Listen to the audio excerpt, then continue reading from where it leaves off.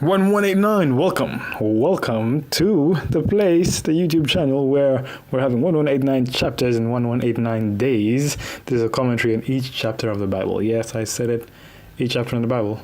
And that's about 3 years, if I'm not mistaken, because 1 year is 365, and quick maths would tell you that times 3 would be 900. So yeah, just about 3 years. Cool, so today we're going to be looking at Genesis chapter 7, where the surface of the deep is broken up and the fountain of the heavens are open and the earth is flooded. Noah's flood, basically. Let's get into it. Chapter 7. And the Lord said unto Noah, Come thou and all thy house into the ark. For thee have I seen righteous before me in this generation. Of every clean beast thou shalt take to thee by sevens. Alright, so the ark is a representation of Jesus. Jesus is the ark.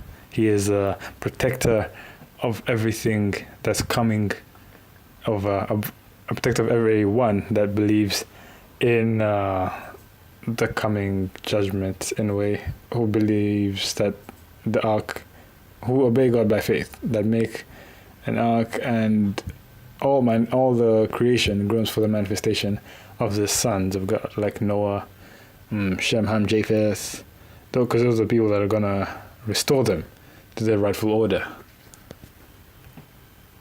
The male and his female, and of beasts that are not clean by two, the male and his female. Right then, so the clean animals were preserved by 7, and the unclean ones were preserved by 2. So we could say the unclean ones, according to Leviticus and all those other scriptures, the ones whose I think it says whose hooves are divided, something like that. So pigs, the kosher laws of Israel, the animals that they're not allowed to eat. So unclean. So uncleanness was not a thing of the law. It was a thing of wow, it's actually deep right there, man. It's not a thing of the law. It's a principle that stretches across the law and grace. So even under the law. Well, then we could refute that with some scriptures like the food is sanctified with the word and prayer, and one man sanctifies one man observeth one day above another. It is holy, that is holy unto him, something like that. So Paul just telling the Colossians and everyone else who has been struggling with that stuff, with understanding of what is holy and what's not holy according to food, that everything, it's not, even Jesus said it. So he said, it's not what goes into the body, but what comes out of the body. So the uncleanness is what comes out of the body, not what goes in. So the food is sanctified by the word and prayer. So why were these things called, these animals called unclean? Well, you know what? You don't have to understand everything right now. We don't have to understand everything right now. We could just take the scriptures that are clear cut and use those as a standard of life. Fowls also of the air by sevens, the male and the female, to keep seed alive upon the face of all the earth. For yet 7 days, and I will cause it to rain upon the earth 40 days and 40 nights. And those 40 days and 40 nights can correlate to Jesus's 40 days and 40 nights. So he was in the torrents of temptation, and like in Psalms when it says, "Deep calls unto deep, all your billows go over me." So it's like that ark, protecting the people. So yeah, that's it. Right, let's move on. Every living substance that I have made will I destroy from off the face of the earth. And Noah did according unto all that the Lord had commanded him. And Noah was 600 years old when the flood of waters was upon the earth. And Noah went in, and his sons, and his wife, and his sons' wives with him into the ark, because of the waters of the flood. Of clean beasts, and of beasts that are not clean, and of fowls, and of everything that creepeth upon the earth, there went in 2 and 2 unto Noah into the ark, the male and the female, as God had commanded Noah.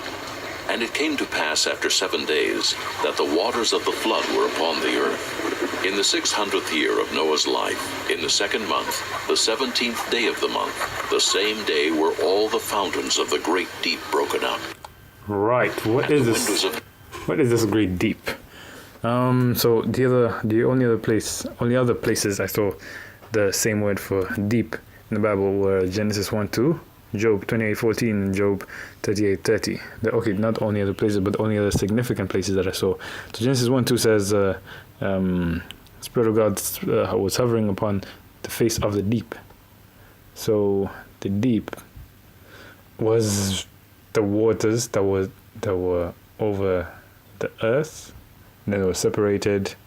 The stars, the sun, the firmament which contains the sun, stars, birds of the air, separated it. So the waters are way above the stars, and the waters now under the firmament, which we have as the deep.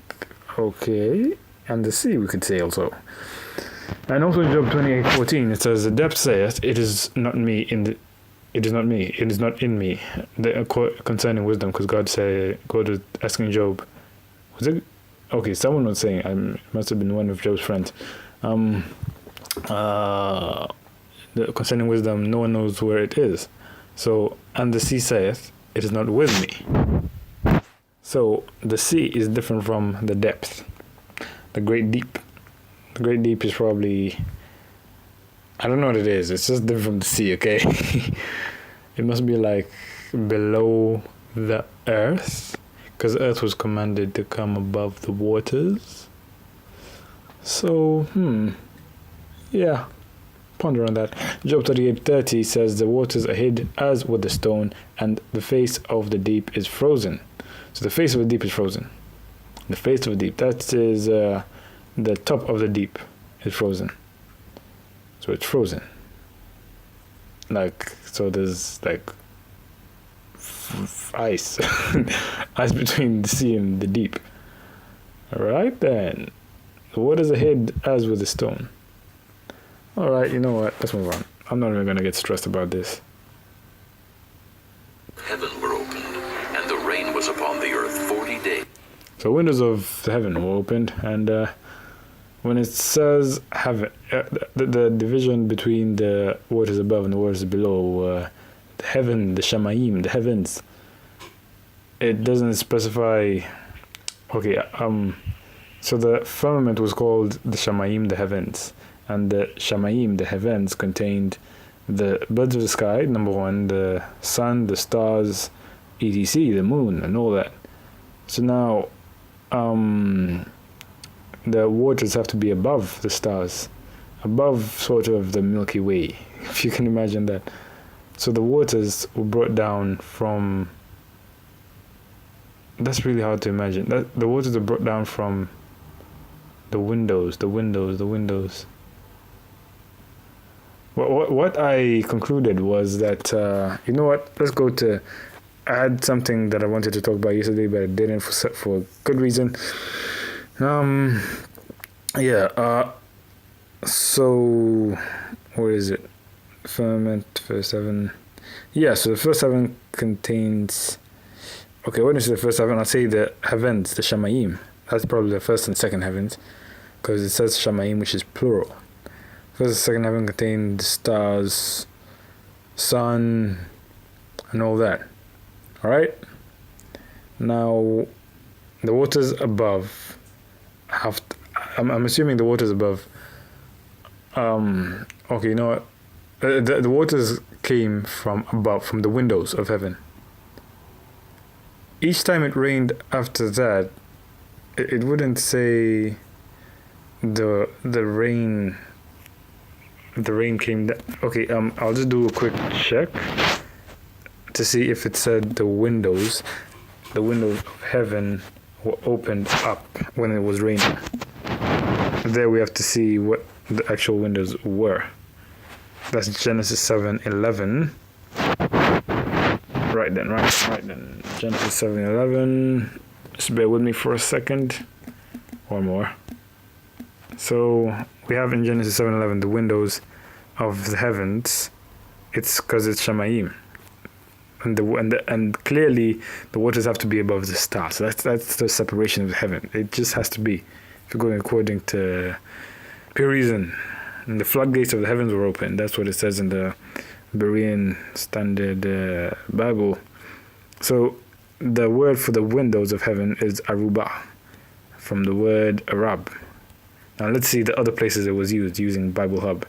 So it's used in Genesis 7:11, as we saw, Genesis 8:2, where there was restrained, and then 2 Kings 7:2 should make windows in heaven. The Lord make.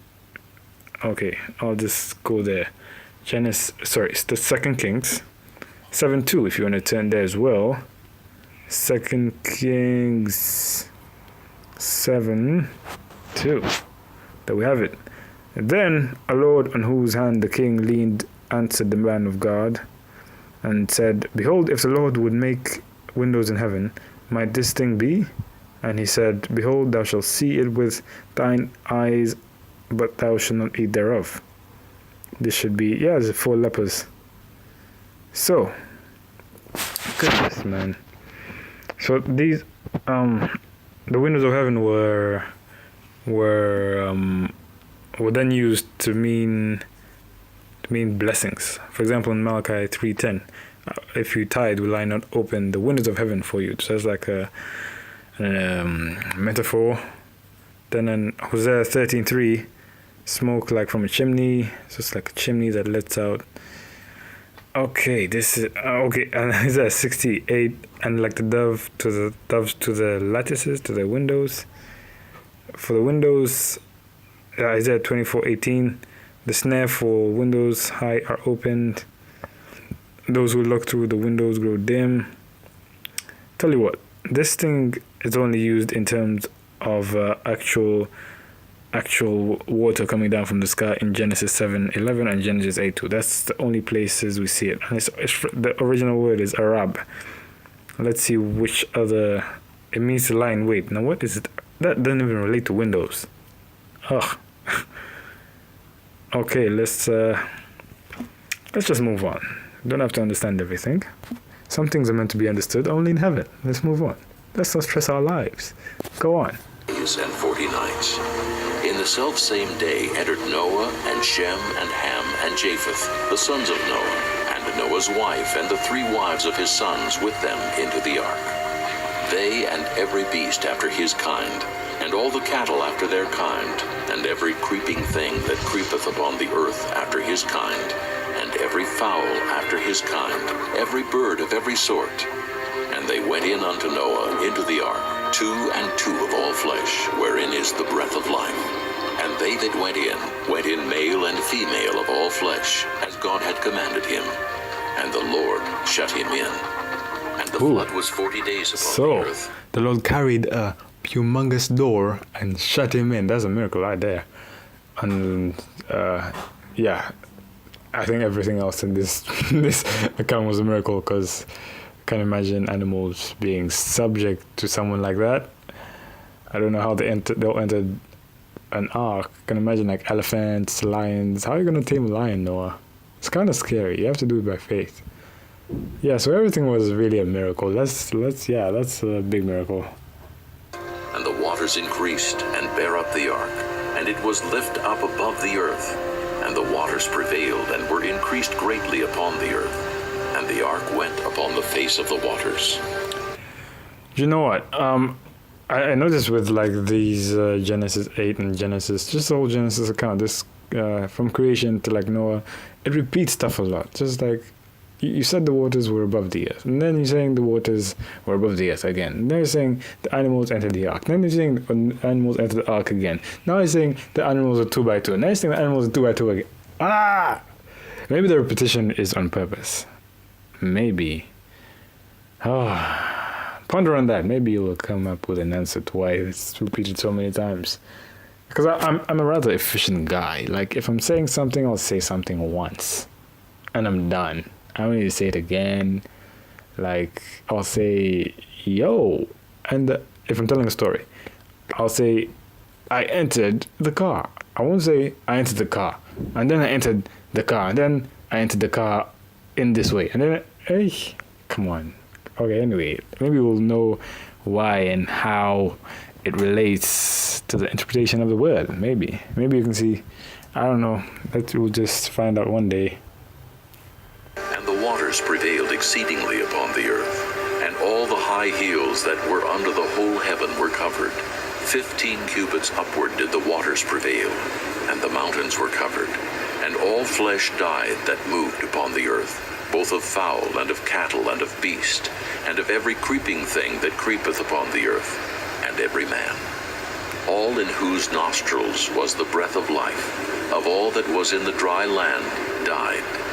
And every living substance was destroyed, which was upon the face of the ground, both man and cattle and the creeping things, and the fowl of the heaven, and they were destroyed from the earth.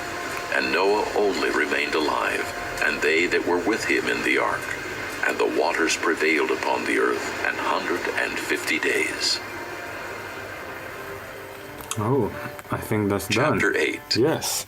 So there we have it, people. That's Genesis chapter 7. Not very eventful, but it's profitable for something for sure.